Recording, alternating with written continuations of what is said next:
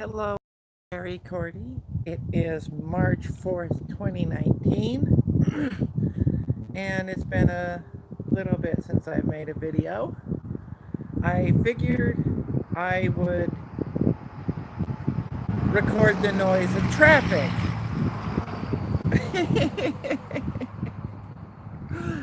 Okay, so I figured I would talk about being transgender in a small town, and this one has a lot of Christians in it. So, I have that to deal with. I've got a good job now, and I'm able to save money, and I'm starting to looking for a place to live. Besides this trailer that I'm in, with no running water, electricity from a single outlet, it's not easy. It's not easy at all. But what I wanted to talk about is that I keep my circle small, and I've done that most of my life, and so I really can't say that it's because I'm trans. It's really easy to say that's what I'm doing, but really it is just out of, I guess, my personality, and that kind of thing is I don't need a huge group of people to validate who I am or what makes me comfortable. And I'd rather be happy than popular. I wouldn't mind having some money. So, when now that being trans and I do get judged, there are some great people, but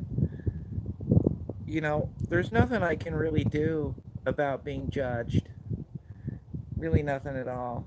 And the friends that I do have, like I have a friend that's, my inner circle kind of thing. And he's a dear friend, but the things that he has to put up with because he's friends with somebody trans, it's he has to deal with transgender issues and prejudices just for being associated with me. So that makes it extra difficult for somebody that doesn't have to, but chooses to. And when you find friends like that, you hold on to them. And especially when they're able to put up with shit. But it's like anybody in life. You find somebody friend, whatever, that you can relate to, that you can be honest with. That is one of the most important things in this life. And, I'm not in a relationship. I would like to be, but it's not anything I'm going to rush into. It's not anything I'm going to try to force and I'm not even into going out, sleeping around, that kind of thing. It's not who I am, and I know that kind of thing wouldn't make me happy, and it's not satisfying. It might be for some people, but it's not for me. I've never really been the person who has slept around, who had really explored sex and that kind of thing. It's historically it's been something in my life that has been painful and extremely lonely. I didn't get into my first relationship until I had started living full time as me.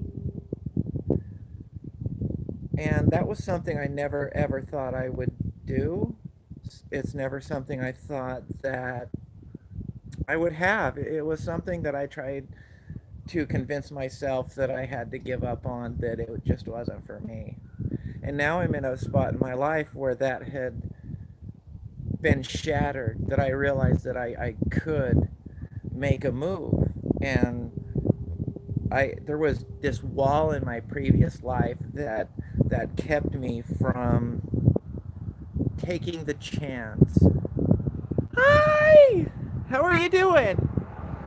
Good. Sunny day, early March.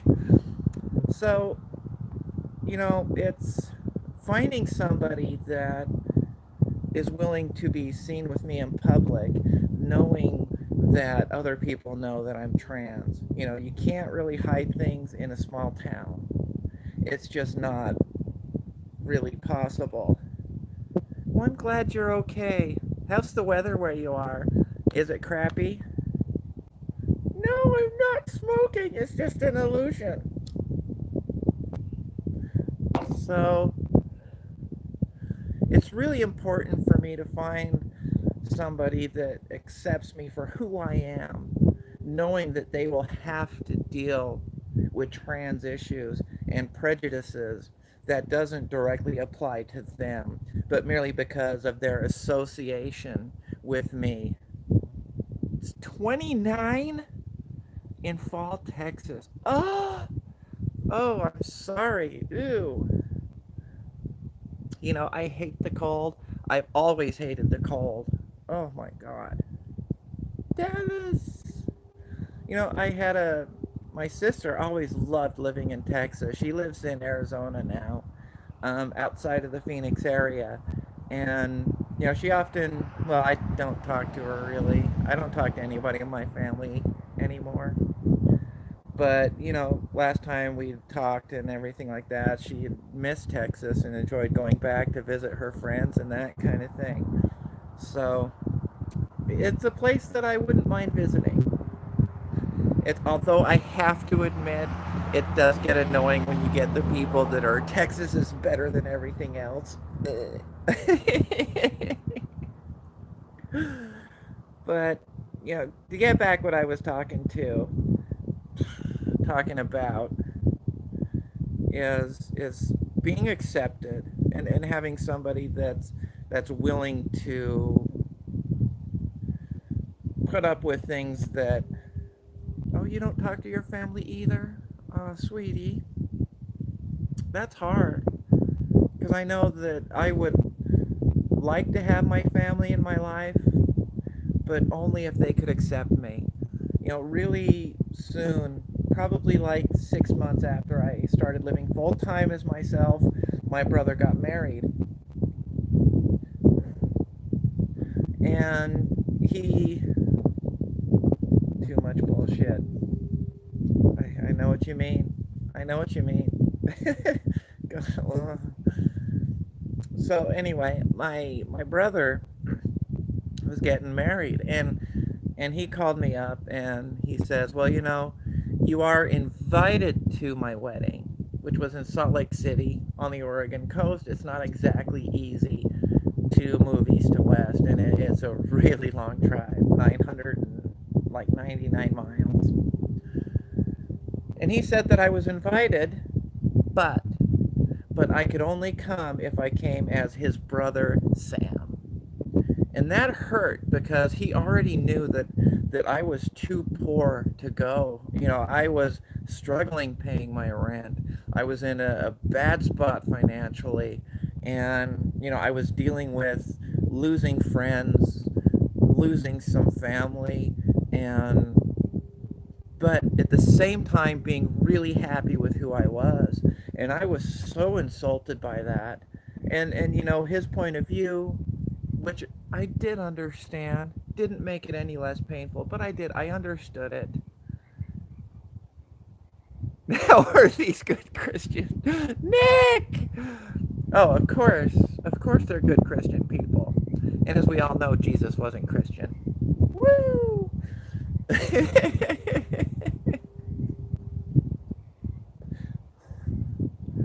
um, and I told my brother John, to get back to my story, that, you know, I couldn't come. And I remember where I was.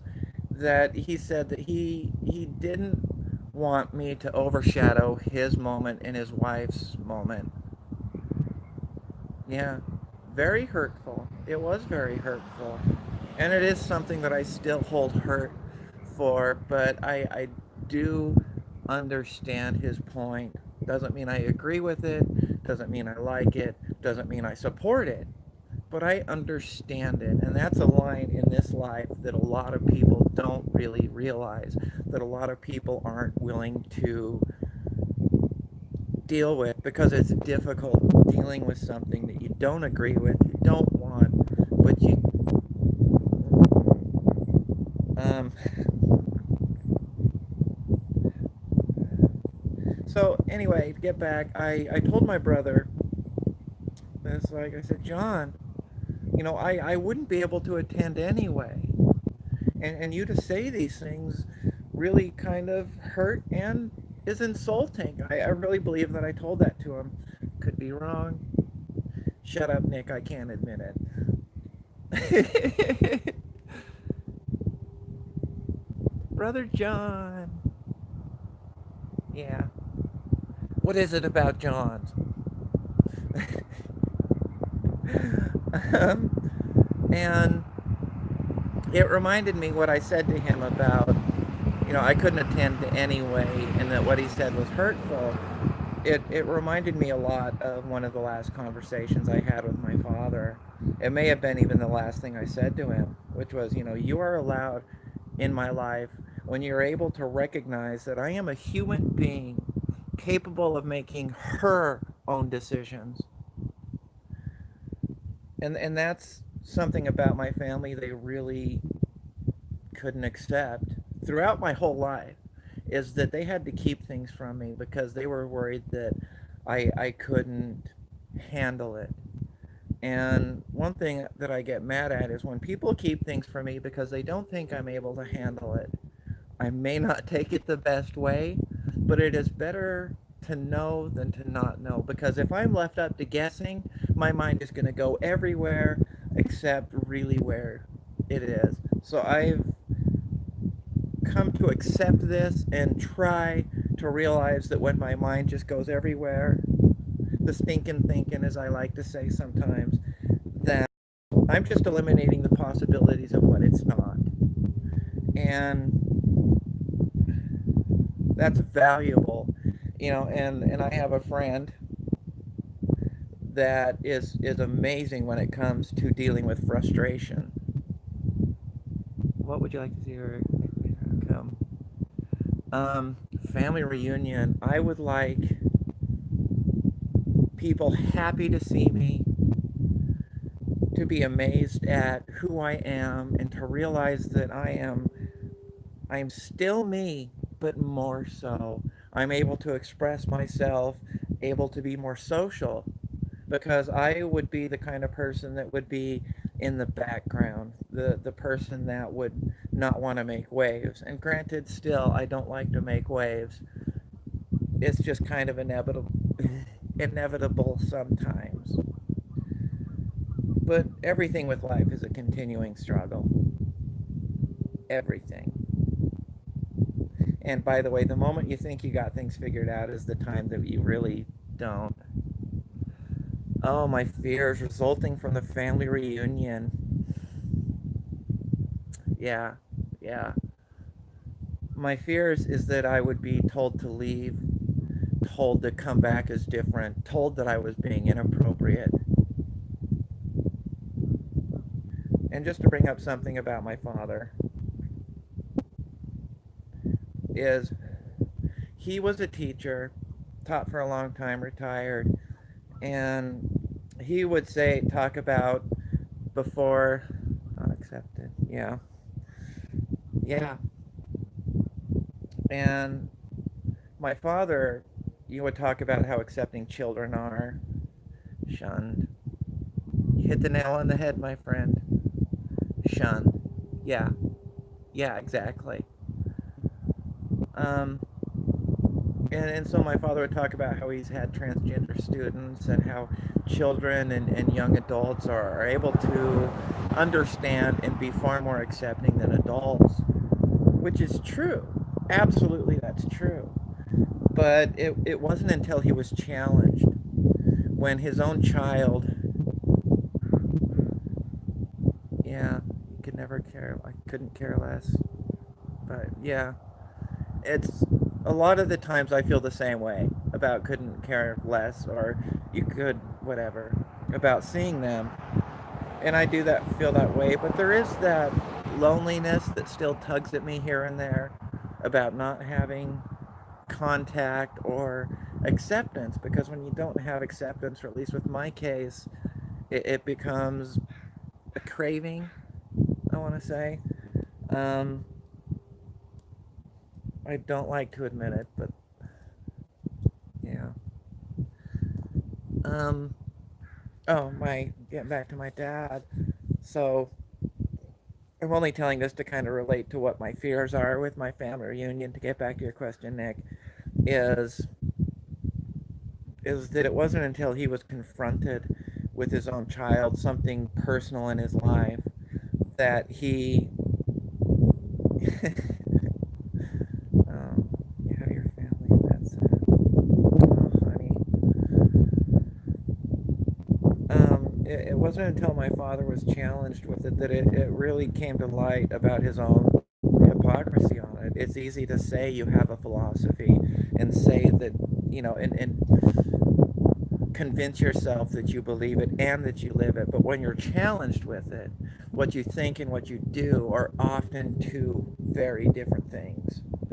And he lived at the end of a 2 mile dirt road, and the neighbors would do their walking, but it wasn't often that people would walk past. And for the most of his property, you couldn't even see from the road. So I was building a greenhouse for him, and this was early in my transition. I hadn't come out to many people, and he came out and he just flipped out on me. He's like, what if a child sees you? What then? What would their parents say? And he's just so angry about it. And then that's when he ended up kicking me out, is because I refused. It's like, this is who I am. After parents pass, they will turn ugly.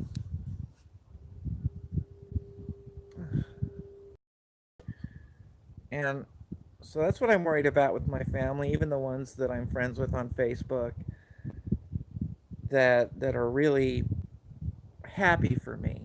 I'm worried that confronted with it, with the image that people want to portray to their family, loved ones, close friends, that kind of thing, that when confronted with what others think, they would turn on to knee-jerk reactions. And for some reason that pops into my head, um, it's really a joke, but there's a lot of truth to it. Is being with a trans woman is like riding a moped, a scooter. Sure is fun, but you don't want your friends seeing you do it. And so being confronted that with like a friendship or a family relationship, it's when challenged with that and having other people see how you react, being worried about other people and what other people think really taints, poisons, maybe even aids in how somebody reacts. And I think fear is behind that. And fear really rules a lot of this life. And it's very, very difficult to face that fear. One thing I've learned with my transition is I have faced some deep, deep, dark fears. I have really gone through some hard things. And I don't go through and watch my old videos like I used to. And when it's brought to light, and somebody tells me about a video that they had watched, and I go back and see it, it's painful now to kind of look at that, because I kind of forget and whitewash over some of the experiences, and it's a lot of the things came by in just close groups, that individually these things were like, oh, it's hard, that's tough, but then you realize that this was happening at the same time, and I had to deal with all of it and stay sane, which sometimes I handled better than others. Oh, and also seeing how much I've changed in my face and my body. That is something else too. I mean, it's when I've shown people the photos of who I was. Oh, thank you, honey. It's nice to be validated when people say that to me, that they know that I've been through a lot. it means that I'm not imagining it, I'm not crazy, which is something else my family has really put on off on me. One of the last times I spoke to my oldest brother Ed, which I haven't spoken positively of a lot, is he said, "I know you'll probably be offended by this, but I love you. You're my brother. You'll always be my brother." And it's at the time I let it roll right off my back. Oh, thank you, Nick. Yeah, it's thank you for that. I like this. Oh, thank you, Sarah. Thank you. Oh, um, yeah, looking back at the old videos, it's my transformation and growth. It has been amazing. It has. And I'm very proud of who I've become, who I am continually growing into. Because life is truly like a river, it's always flowing. And when you think you have everything figured out and that you're at your destination, is when the river stagnates, it turns into a swamp, it stops flowing. Oh. Um, and who I was, where I came from, I remember the early transition and reading books and yeah, yeah, my old videos can be used as a good reminder. I really need to go back and look at them. Oh, thank you, Sarah. It's good to know that you care, because there are times I still have down moments where it's like, oh, you know, I'm not cared about, but I do. I know that I am, and I'm cared about more than I have been in my life. I like to know that me being who I am. Please speak on identity and activity. My identity. Um, at my job, for instance, that I do get misgendered, and for the most part, people are really accepting. They really are, in ways that haven't been at other jobs.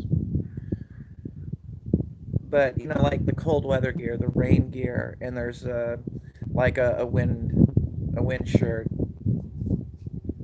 I'm a nice person. Go girl.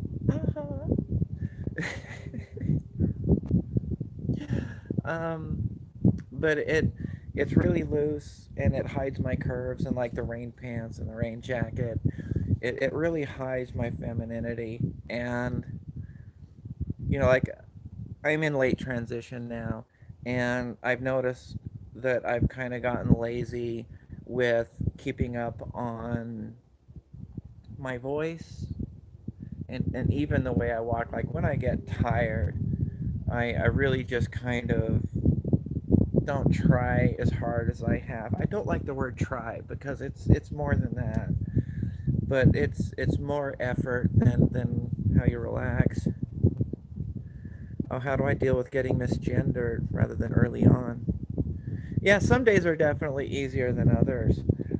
And for the most part, when I'm misgendered, I'll kind of let it go. I'll let it go. And as you know, that I do like to kind of bounce my frustrations off of you. And I thank you for listening, because it makes a huge difference when I have somebody that can listen. And I know that you listen. That makes it's huge. It's huge. Big. Um, but for the most part, I let it roll off my back. But it is also very. What? What? No, when people listen. Oh, I can never tell when you're kidding, dork.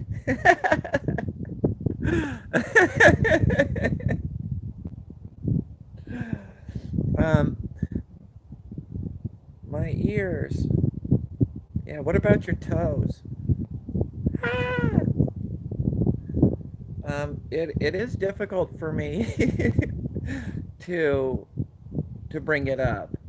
It's there's the time and place, and also how that I do it.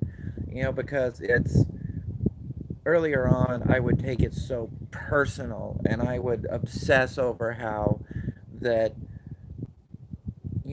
I look this way, I look that way, I'm not transitioning like I should, while knowing that there's the awkward stage that you have to go through, especially with the length of time that it takes for the hormones to really take effect with everything. And but telling somebody that, yeah, get back to wonderful customer service. Yeah, yeah. Touch base shortly. Um, have fun. Grind on, my friend. But the bringing it up is kind of hard sometimes, especially when you know that the person isn't doing it on purpose. They really don't mean it. And then not taking it too personal, but needing to just get the moment off of my chest is really important. Because I can't keep things in like I used to, because I really didn't trust anybody in my previous life. I always had that thought that, they're fucking with me. They're fucking with me. And that's hard to deal with, especially when it's really not that way. It's just me being so careful on how I express myself that I'm not being myself, and that people don't end up knowing who I am. And so when I let the real me show through, that they think, oh, who's this? Who's this?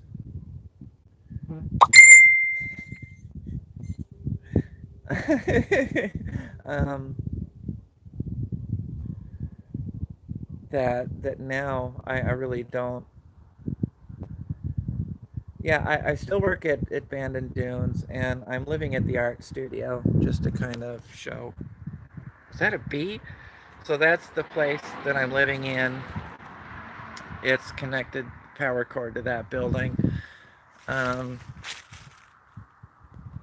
it's a 30-foot trailer. There's a couple of leaks in it. Um, it does have a pop out. It's nice, has some room. But the stove that I have is an induction, and that's the art studio. It's nice. I stopped at a place today to see if they had any rental units free. They didn't. They had a wait list. But I did message a friend of mine from the group that I'm a part of, and kind of happened to create it because of me and the things that I had been through and had persevered through.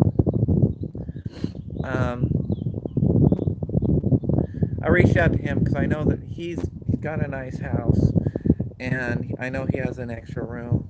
And so I kind of asked him, I was like, hey, would you be interested in renting out a room, or even know anybody that is renting? Because I want running water. I want electricity. I don't want to worry about having to unplug some things and plug others in because the power breaker will trip, and that kind of thing. It is pretty cold in my place. Ooh, excuse me. Um,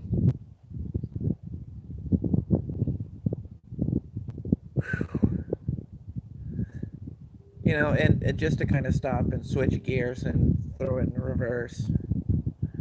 It's a nice day today. It is beautiful.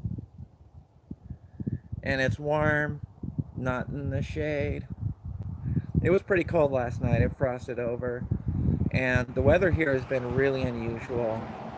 Some of the locals will tell you differently, but it rarely snows here. The last time it snowed was, yeah. I have a space heater. It's a ceramic space heater. It's a pretty good one.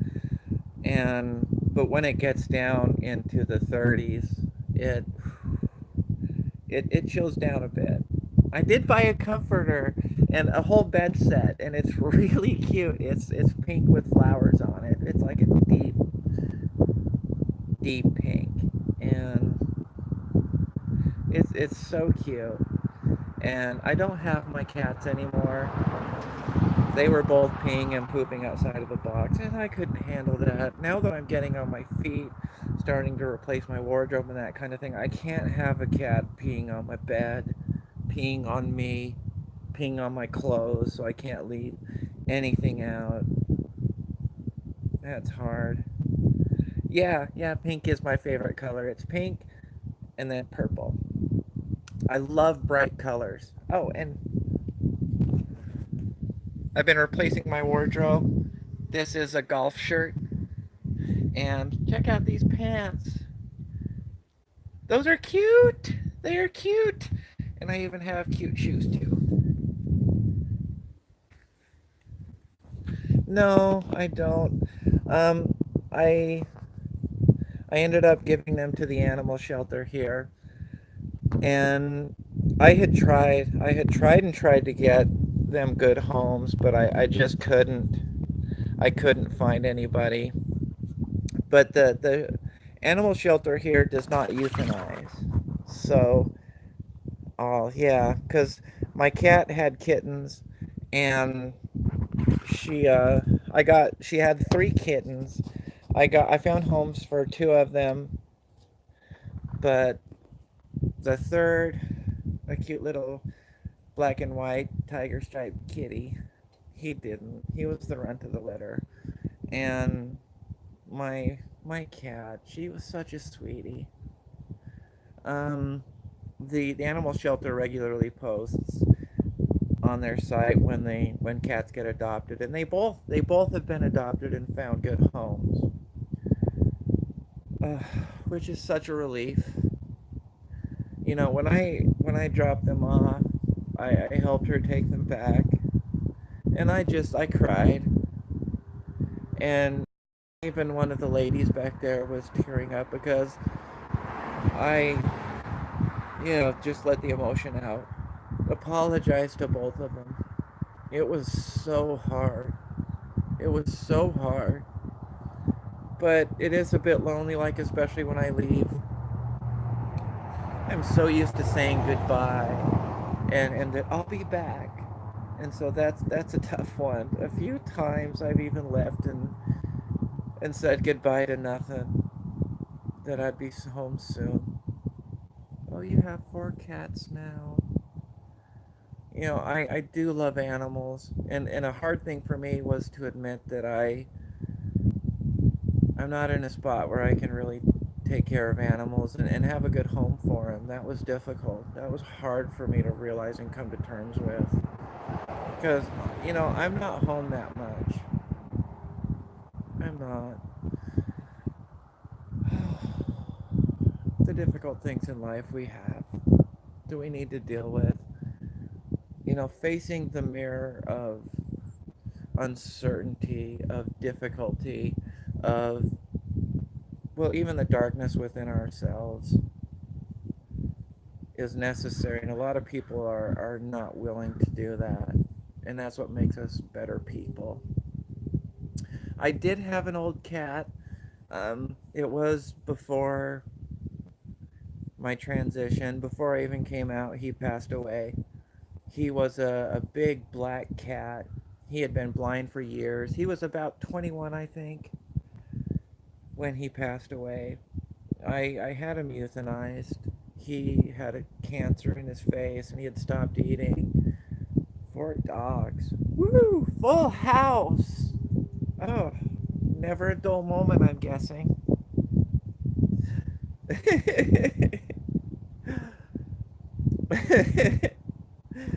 um, hell, what was I saying? Oh, my old cat.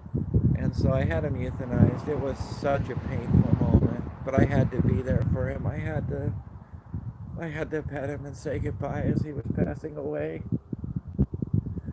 And I was there for him at every moment I could be. He liked to go outside, but it was a big property of my dad's. And he was from Salt Lake with me and always had a tiny yard. And this was, no fences in a forest. So when he would go outside, I would follow him around. And when he got lost, rather than to pick him up and take him where he needed to go, I would click my nails in the direction that he needed to go. And he really kind of learned where he was. He was really good. 6 18 years old. 3 outside. Oh, doggies. Good for you. Um, yeah, when he passed away, that was hard. That was hard. He would wake up extra early and meow and meow and meow and want to go outside. And as hard as that was for me, as many times as I yelled at him to shut up. I was a heavy drinker back then too. So it's not easy to get up early in the morning. But I would, because I knew that I needed to put myself on hold because he needed me. And it's a quality that I'm very proud of, that I will put others before myself. Um, and that's the one thing about my life I'm so grateful for, that I can realize that other people have their problems. And for as many times as I have not had anybody there for me, nobody there for me, I'll be damned if I leave somebody alone. Especially when I can sacrifice something such as sitting at home, trying to relax.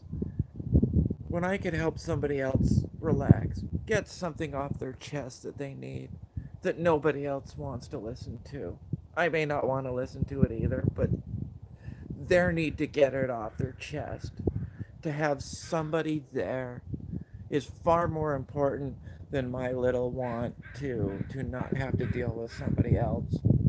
And I'm kind of careful with the people that I help out. Oh, you're not bringing me down. This stuff is important to share. I would rather share something that means something to me, because all moments pass. All moments pass. It is up to us to be able to deal with the moment, live in the moment, with also realizing that the moment will end. It will pass. Other things will come. To change subject, I'm looking at my hair. I like how long it's getting. It's the longest it's ever been. Oh. Deep breath. Grateful for my day. Grateful for my sobriety. Each day I'm grateful. Because with my job, I work at the warehouse delivering goods and supplies to all the outlets at Bandon Dunes Golf Resort. And they're one of the very, very few. Well, thank you. I feel good.